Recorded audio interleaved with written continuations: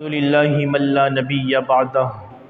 اما بعد فاعوذ باللہ من الشیطان الرجیم بسم اللہ الرحمن الرحیم۔ میرے واجب الاحترام عزیز سامعین محترم، قابل صد احترام دوستو بزرگوں، میں نے آپ سے گزشتہ دنوں کے اندر کہا تھا کہ شوال کے مہینے میں بہت سے خاص واقعات پیش ہیں، جیسے شوال کے روزوں کی فضیلت کا ذکر کر چکا تھا۔ آج جو میں حاضر خدمت ہوا ہوں یہ اللہ کے نبی علیہ السلام کی نکاح اور رخصتی کے عنوان پر حاضر خدمت ہوں۔ قرآن کے اندر اللہ تبارک و تعالی نے فرمایا یا نساء النبی لستن کاحد من النساء، اور دوسری جگہ فرمایا النبی اولی بالمؤمنین من انفسہم وازواجہ امہاتہم، یعنی اے نبی تمہاری جو عورتیں ہیں، بیویاں ہیں، وہ اور عورتوں کی طرح نہیں ہیں بلکہ ان سے زیادہ پاکیزہ ہیں، صاف ستھری ہیں، طہارت والی ہیں۔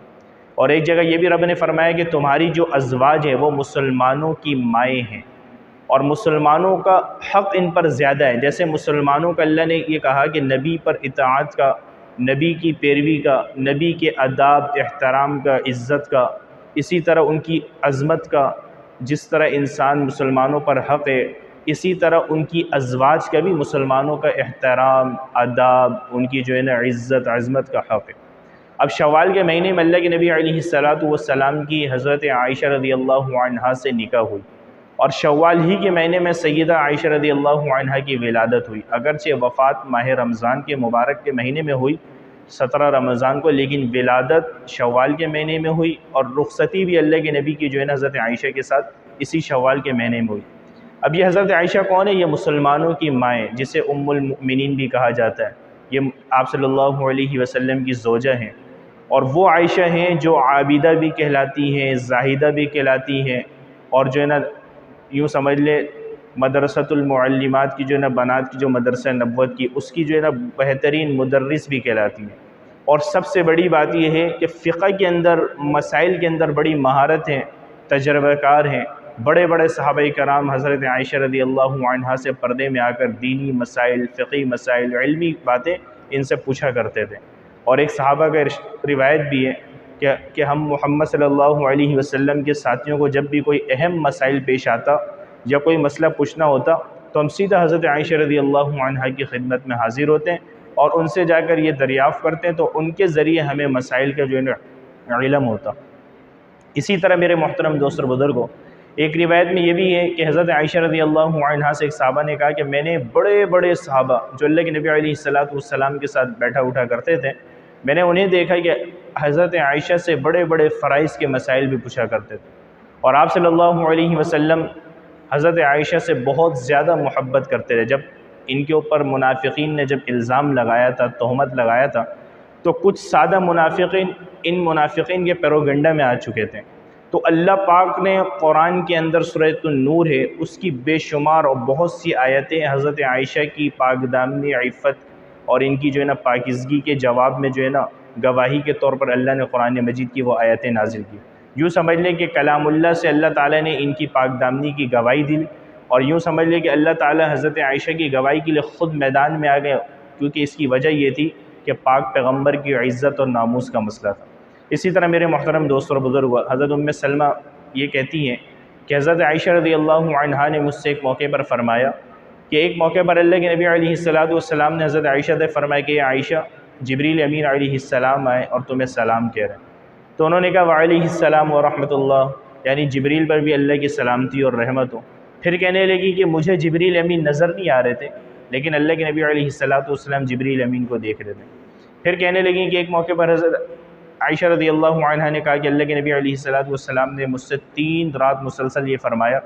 کہ اے عائشہ، مجھے 3 رات مسلسل ایک فرشتہ خواب میں جو ہے نا تمہاری تصویر لے کر آتا، اور اس کی صورت اس طرح ہوتی، ریشمی کے جو کپڑے ہیں، چادر اس میں لپیٹی بھی ہوتی، تمہارے چہرہ منقوش ہوتا، اور یہ کہتی اے محمد، یہ تمہاری ہونے والی بیوی ہے جس سے تمہارا نکاح ہونے والا ہے۔ اور جب میں اس چادر کو، کپڑے کو ہٹاتا تو ہو بہو تمہارا چہرہ نظر آتا۔ پھر میں یہ کہتا یہ خواب اللہ کی طرف سے اگر ہوگا تو اسباب اختیار کروانا، نکاح کا اسباب بنانا، نکاح کا اسباب پیدا کرنا، یہ اللہ تعالیٰ خود بنا دیں گے، تو پھر تمہارا چہرہ میں دیکھتا اور ہو بہو تمہارا چہرہ نظر آتا۔ تو میرے محترم دوستو بزرگوں، یاد رکھیں جاندار چیز کی تصویر رکھنا یہ ناجائز اور حرام ہے۔ ہاں مجبوری کی صورت میں، جیسے ID کارڈ ہے، شناختی کارڈ وغیرہ، اس صورت میں جائز ہے، لیکن اللہ کے نبی کی جو خواب میں جو تصویر کا ذکر ہے یہ خواب کی صورت میں، خواب کی حالت میں، اور احکام کا جو تعلق ہے اللہ کی طرف سے تصویر رکھنا گناہ ہے وہ بیداری سے، یعنی کہ انسان زندگی میں جانتے ہوئے جاگتے ہوئے، سوتے ہوئے نہیں، خواب کی حالت میں جاگتے ہوئے کسی جاندار کی تصویر رکھا ہے تو یہ گناہ ہے۔ خواب کی حالت میں اگر کوئی تصویر نظر آ رہا تو یہ ایک الگ مسئلہ ہے۔ پھر حضرت جبریل امین آ کر کہتے ہیں یا رسول اللہ پاک نے آپ کا نکاح آسمان میں کروایا، آپ حضرت عائشہ سے زمین میں نکاح کر لیں۔ پھر اللہ کے نبی نکاح والی کو پیغام دیتے ہیں کہ جاؤ ابو بکر صدیق رضی اللہ عنہ اور ان کی زوجہ ام رومان کے پاس نکاح کا پیغام لے کر۔ جب وہ جاتی ہیں تو دونوں والدین بڑے خوش ہو جاتے ہیں، اور اللہ کے نبی کا پیغام ہوتا ہے ابو بکر اللہ نے آسمان پہ میرا نکاح کیا ہے تم زمین پہ نکاح کرو۔ تو میرے محترم دوست اور بزرگوں، حضرت عائشہ وہ سمجھ لیں وہ صحابیہ ہیں، وہ ازواج ہیں، وہ ام المؤمنین ہیں، فرمایا کہ ان کی فضیلت تمام عورتوں میں زیادہ ہے، اور نیک سیرت جن کی گواہی کلام اللہ سے اللہ پاک نے خود دلوائی۔ فرمایا کہ آخری حجرہ جو انتخاب ہوا آپ صلی اللہ علیہ وسلم کے وصال کے بعد وہ بھی حضرت عائشہ کا حجرہ انتخاب ہوا۔ وہ حضرت عائشہ جو آخری دم تک اللہ کے نبی کی خدمت میں لگی رہیں، وصال کا مسواک اپنے منہ سے چبا کر دیتی ہیں، حضور صلی اللہ علیہ وسلم مسواک کرتے ہیں، آخری وقت تک اللہ کے نبی کی خدمت میں رہیں۔ وصال کے بعد جو ان کے جو روزہ اطہر اور روزہ اقدس کے لیے جو جگہ منتخب ہوا حجرہ وہ بھی حضرت عائشہ کا۔ تبھی اللہ کے نبی نے فرمایا کہ وہ عورت بہت افضل اور محبوب ہے جو 5 وقت کی نماز پڑھے، اپنے خاوند کو بھی نماز کی ترغیب دے اور اپنے خاوند کی کامل اطاعت کرے، ان کی جو ہے نا کہنا مانے، ان کی عزت کرے۔ فرمایا کہ وہ عورت پھر جنت کے جس دروازے سے چاہے وہ داخل ہو سکتی ہے۔ تو یہ عورتوں کی خصوصت جو ہے نا فضیلت ہے، بھائی ہماری عورتوں کو بھی چاہیے، ہماری جو ماں ہیں، بہنیں ہیں، بیٹیاں ہیں، ہماری جو آنے والی جو شادی شدہ جو بھابیاں ہوتی ہیں، بہو ہوتی ہیں گھر کی، انہیں بھی چاہیے بھائی اگر اپنی زندگی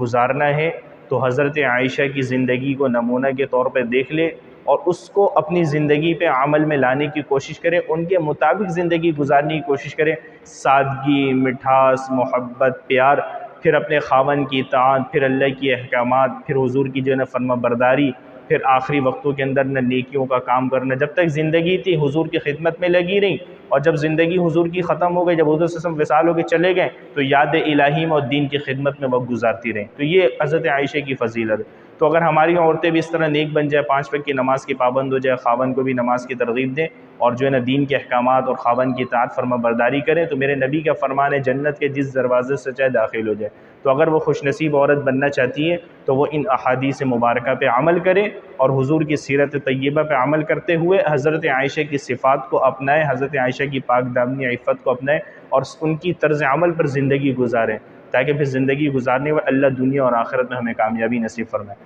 تو اللہ سے دعائیں بھائی اللہ جو کہا سنا، کہنے سننے سے زیادہ عمل کی توفیق عطا فرما۔ جہاں تک میری آواز پہنچ رہی ہے اور جو خواتین جو یہ باتیں سن رہی ہیں، اللہ انہیں ان کے دل میں ایسا جذبہ شوق پیدا نصیب فرمائے اور انہیں بھی جو ہے نا احکام شریعت حضرت عائشہ کی سیرت پر عمل کرنے کی توفیق عطا فرمائے۔ وما علینا الا البلاغ۔